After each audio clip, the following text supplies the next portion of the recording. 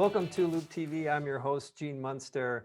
We're joined by Jim Mellon. Jim is think of him as Warren Buffett of Britain. If you don't know him, remember this name because you're going to hear a lot about him for a long time. And the good news is, because of the work that Jim's doing, we're going to be living for a much longer time. Thank you for that, Jim.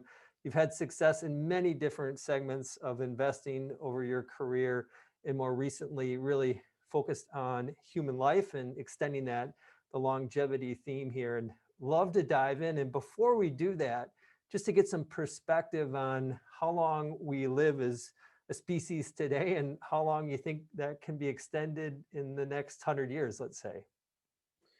Oh, well, it's lovely to see you, Gene. And it reminds me of the good times that we had talking about business and opportunities in Dubai before this lockdown. Quite captivating. If I can interrupt, this Jim is one of the most dynamic people I've ever met. I did meet him in Dubai and was just blown away by how your mind works here. So keep rolling. Thank you, Gene. So as you know, we're dog nuts in our household here. I'm speaking to you from Spain. And Loup is a great name in that respect because it is the French word for wolf. You got it. And thank you. Yeah, I wish my dogs were a bit more like wolves. They don't really deter the robbers or the burglars. But anyway, we're in a very interesting time in all sorts of ways. And you're a guy who roots out new technologies assiduously and has done extremely well for your investors. I've been involved in biotech for about 15 years with my two partners. We've set up a number of biotech companies, the most recent of which is this company, Juvenescence. And the idea is to invest in a broad array of technologies, both drugs and therapeutics that could hopefully compress the period of morbidity. We're all familiar with the word morbidity post-pandemic, which is the period of disease towards the end of life. Okay. For most people, it's about 1/6 of their lives. So it's a long period in which you're decaying and you have a dread disease. We want to compress that period so that people actually die, hopefully without terrible diseases. And then ultimately, we want to extend human lifespan. So let's put this in perspective. In 1900, the average life expectancy in the United States and the UK was roughly similar, about 49 years on average between men and women. Since By the way, if I can interrupt, I claim I'm 50. I'm actually 49. That's a frightening statistic. I like where you're going to be going here. You look very good. I appreciate that. You'll be shuffling off for a long, long time. So what I would say is that today, average life expectancy in the US, which is distorted by, unfortunately, health inequalities. We're all very familiar with that. And also by too many calories, probably due to excessive sugar consumption, is about 79. In the UK, it's about 82. It's nothing to brag about, but it's a noticeable difference. And we've kind of stalled recently in terms of increasing life expectancy. All of the life expectancy increase in the last 100 and so years has been due to environmental factors. So better sanitation, nutrition, less infant mortality, antibiotics and vaccines. It hasn't occurred as a result of any fundamental biological change. So if you take someone from 1900... Let me interrupt and ask a question. When we think about that longevity, that's 79 to 82 years old, is there a kind of an escape point where if you get past the age of 60, then you're more likely to live to the age of 85? I'm thinking of people who maybe succumb to some horrible contour in their lives, take their own lives, for example. If you start to back those out, are they measurably different, or is it still kind of in that 80 to 85 range? That's a very good point. The older you get up to a certain point, the longer you're going to live. So I'll take my dad as an example. He's 91, going to be 92 in January. By the time he got to 80, his life expectancy was going to be in the 90s. Now his life expectancy has gone down, but obviously I'm very much hoping that he'll make it to 100. But we should put all this in perspective. So I don't know about the figures in the United States, but I can tell you in the UK, in 1917, when the King of England, as he then was, sent out telegrams congratulating people in the British Empire on being 100 or over 100, they sent out 24 telegrams. Today in the UK alone, forget about the British Empire, it doesn't exist anymore, but what was the British Empire, there are 20,000 centenarians. 20,000. In 20 years' time, there'll be 300,000 centenarians. So the whole trajectory of our lives is changing, but none of it is occurring as yet because of biological change. And I interrupted, really the substance of this is it's not just environmental changes, there's actually some advancements in terms of therapies and drugs and different ways that we can regenerate organs here. That's what is really impressive about what you're doing. And there's about 20 different projects that you're working on. Could you highlight a handful of those that you're most excited about? Yeah, I will, Gene. So all of this is, I mean, everyone has wanted to live longer for thousands of years. The elixir of youth has been pursued. Nothing has happened. The reason it's happening now is to do with the unveiling of the human genome in 2000, and then the subsequent ability to read that map, more successfully and identify what the key pathways of aging are, and finding out that they're malleable, that you can actually change them. So we know that some of the key pathways can be influenced. And so what we're doing is a variety of things to try and influence those pathways. We don't know, and nor does anyone else, exactly what's going to work. Biotech is a binary outcome. But we do know that something's going to work. So we've got 20 projects because we only need 2 of them to make ridiculously big impacts on human health and also investor returns. And so I'll give you a couple of examples. One is a company called Ligenesis. We own about half of that. They are engaged in organ regeneration. So imagine that you've got liver failure. Now, you obviously don't, but if you did, and there are many millions of people who do, your only hope with terminal liver failure is a liver transplant. In the United States, it's $800,000. It's a 15-hour operation. You need immunosuppression drugs, very, very high strength immunosuppression for the rest of your life. And there are a limited number of, I would guess, liver transplants available. Very few, because in the old days, people were dying by falling off motorbikes ad infinitum, but now there's very few. So it's a terrible way to go. It's a very long-term way of going and a horrible way of going. So what this company has done, it's out of the University of Pittsburgh originally, is to take a cadaver liver in the first instance, but ultimately using induced pluripotent stem cells, but at the moment, a dead person's liver, divide it into 75 pieces and put those pieces into 75 patients. You immediately expand the universe of people who could be treated by 75 times. You then put one of those pieces into a lymph node, and we've got hundreds of lymph nodes, one that's adjacent to the failing liver. And the idea, and it's not just an idea, is that a new piece of liver tissue takes hold over a period of months, and it takes over some of the function of the failing liver. It's been done in 400 animal models, all right? And you none essentially of them are growing a new liver. in ectopic bioreactor in the lymph node. That's what you're doing. And none of it has failed. So the FDA has said, yes, you can go ahead with your phase 2, i.e. in sick patients trials. And what's really exciting about that, I mean, for liver patients, it's great, but COVID-19 has killed proportionately many more old people than it has younger people, people over 80. And the reason is that they don't have a thymus. So the thymus sits here, and it's where your T cells are produced, and the B cells, which come from your bone marrow, go into the thymus to be matured. So over the age of 80, most people don't have a thymus. So if you could regrow thymic tissue, and this is being done in animals at the moment, you can replace the immune system that has been compromised by the passage of time. And theoretically, you can make older people immunoresilient. Hence the longevity angle to this. So we're super excited about this company. And of course, big pharma companies are circling around this at the moment. And we'll see if it works. But this is just one of our 20 projects. Another one, just to give you a very brief example, we take stuff out of scientific institutions.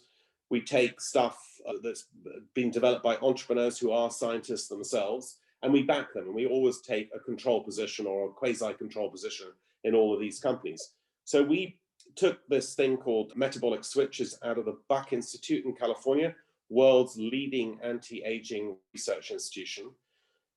And everyone knows that if you calorically restrict yourself, if you eat less, you induce a mild state of hormesis. You actually end up helping your body to survive longer. So people who eat a lot less will live a little bit longer, but it will feel like a very long life. So the idea is to chemically. So less calories, this is quite alarming what you're saying for myself here. Less calories is a good thing because you don't age as rapidly. That's true, but it's even more alarming for me. But the great news is that you don't have to go on a ketogenic diet. I don't have to go on a ketogenic diet. This drink will do it for you. And this will be on the US market in a matter of months. And it's like a breakfast shot. You drink it like an Actimel or a Danone or something like that. And it will induce a very strong state of ketosis without you having to go through the ketogenic diet. And for those people who need it, and that's not you, I've just seen you coming back from your run or whatever, you will lose 5 to 10% of your body fat in a year, your body weight in a year. It is incredible. What does So it taste? Do we have any idea what it tastes like? Is this going to be acceptable for the average person? It has been, it tastes horrible in its natural form, but it tastes fine in the way that it's been formulated. And Wonderful. for us, we produced several 100,000 doses already in anticipation of the launch, but our cost of goods has been driven down. We've hired the guy who was the head of Weight Watchers and Vitamin Shop in the United States to head up this operation. Cost of goods is about $2, and it will cost about $7 a day to buy the stuff. So it's on a subscription basis. It'll be a very profitable business. Well, by the way, not only a profitable business, I think if you look at the cost of health and wellness, this is nothing. If we just take, let's say $7 a day, call it a few $100s per month.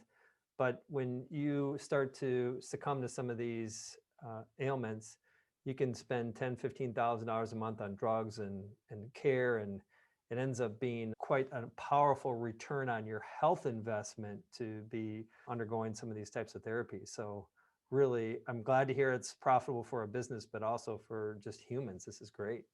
Yeah, no, I completely agree with that. And, you know, the health economics of all this stuff are amazing. Health economics, I like that. Yeah, there are all sorts of good things that we can do now. So a lot of diabetics are on metformin.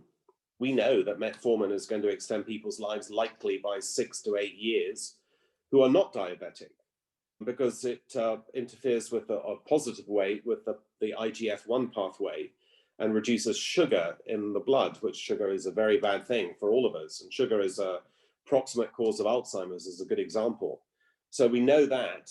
We also know that rapamycin is a golden drug and extends life in all mammalian species. So the best way of looking at this, Gene, and I know that you've been a very early proponent of technology, is that we're in the dial-up phase of the internet.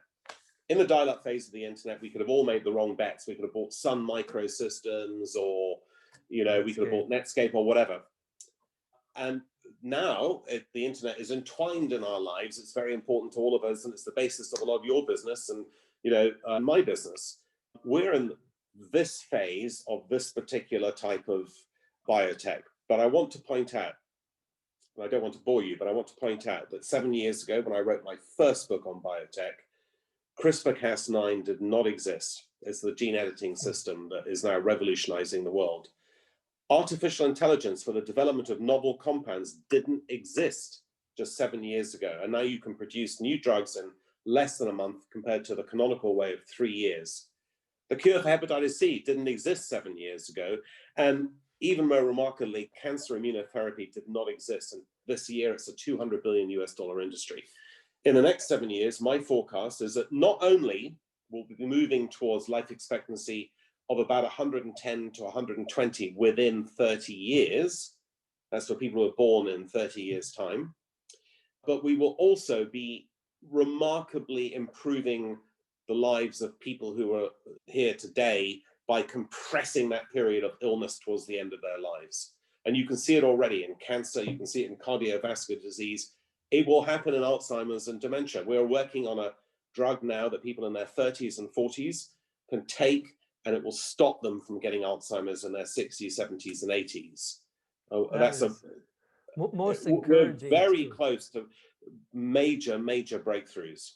When you talk about that, what we've accomplished over the last 7 years and kind of this compression of innovation, we think about what's going to happen in the next 10 years. You just talked about some of that too. I think it's important for people to understand is that you have to break away from this paradigm that 7 years is 7 years of innovation. I expect in the longevity field as you're working on this, that in the next 7 years, we'll pack in 40 years of innovation. It's going to be quite rapid. And we've seen a lot with hardware and devices and software.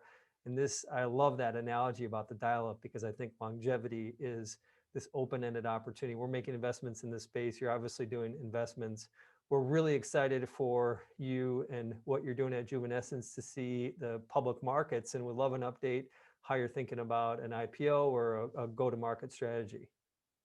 Okay, so we're in our pre-IPO phase at the moment. We've raised about $170 million. We'll raise $100 to $150 million on this round, and then we're going to go public. And so Credit Suisse are our lead underwriter, with Citibank, Stifel, and Chardin behind on the same page, but on the other side of the page.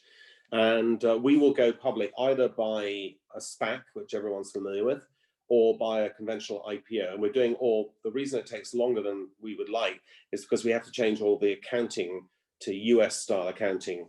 Even though it's not dramatically different, it's a very long process.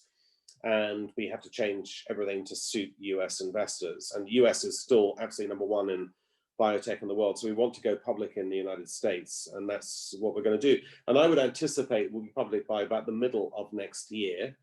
And we're hoping for a good outturn. We are the biggest in this area, excluding Google, which is obviously in a different dimension. But of the companies of our type, we're by far the biggest, and we have some great stuff going on.